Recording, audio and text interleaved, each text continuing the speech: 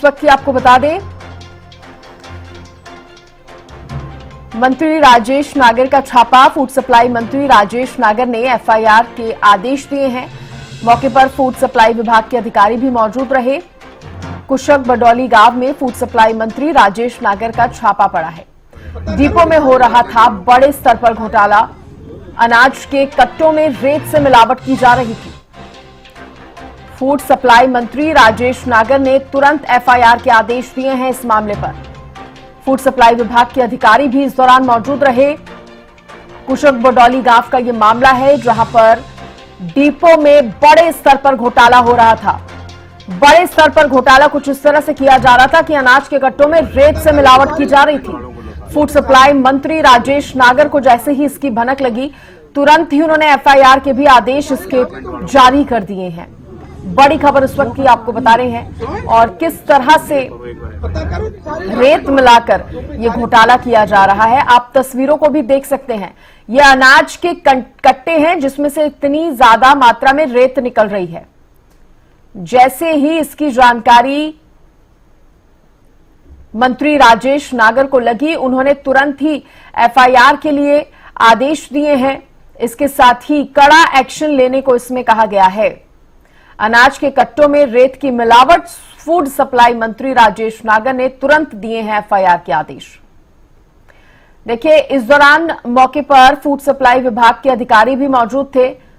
उनकी आंखों के सामने ये कट्टों में से जो रेत निकलती हुई देखी गई है।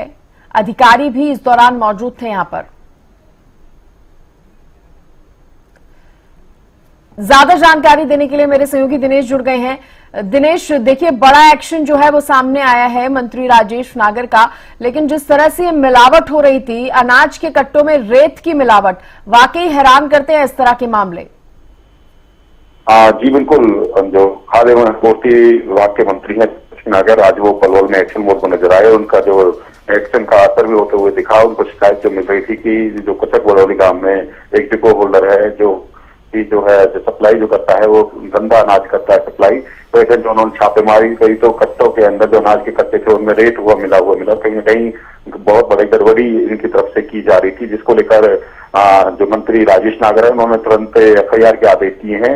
और खाद्य एवं आपूर्ति विभाग के तमाम अधिकारी मौके पर रहे। यहाँ पर जो आज रेड की गई है, इसमें कहीं न कहीं बड़ा घोटाला सामने आ सकता है, क्योंकि जिस तरह से शिकायत जो मिल रही थी कि लंबे समय से इस तरह की कार्रवाई करते हैं, अनाज में जो खराब अनाज मिला के देते हैं, मिट्टी मिला के देते हैं, तो उसमें जब छापेमारी की गई आज, तो मंत्री मौके पर पहुंचे और जिला प्रशासन के अधिकारी भी, विभाग से संबंधित अधिकारी मौके पर मौजूद थे। तो यहाँ पर कार्रवाई की गई है। कई कट्टों के अंदर अनाज के दौरान जो मिक्स रेत मिला हुआ था, मंत्री ने खुद चेक किया तो रेत अनाज में मिला हुआ जो सप्लाई करने के लिए रखा हुआ था। तो इसमें कार्रवाई की जा रही है और जो अदालत है उसके होल्डर है, इसके खिलाफ कार्रवाई की जाएगी। जो राशन विभाग में काम करता और इस कार्रवाई मामले की जांच कर रही है। क्या कुछ इस दौरान मंत्री राजेश नागर की तरफ से कहा गया जब उन्होंने इस तरह की तस्वीरें देखी?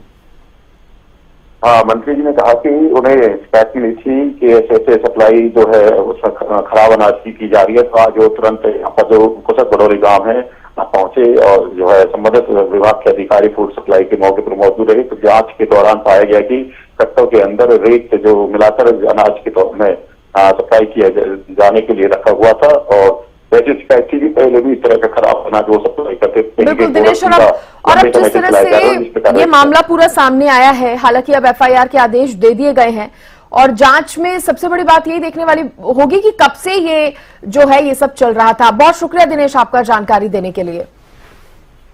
तो अनाज के कट्टों में रेत से मिलावट का ये मामला। डिपो होल्डर का डिपो काफी पहले से ही उसका कैंसिल हो चुका था और एफआईआर भी उस पर हो चुकी थी, फिर भी वहां पर स्टॉक मिला।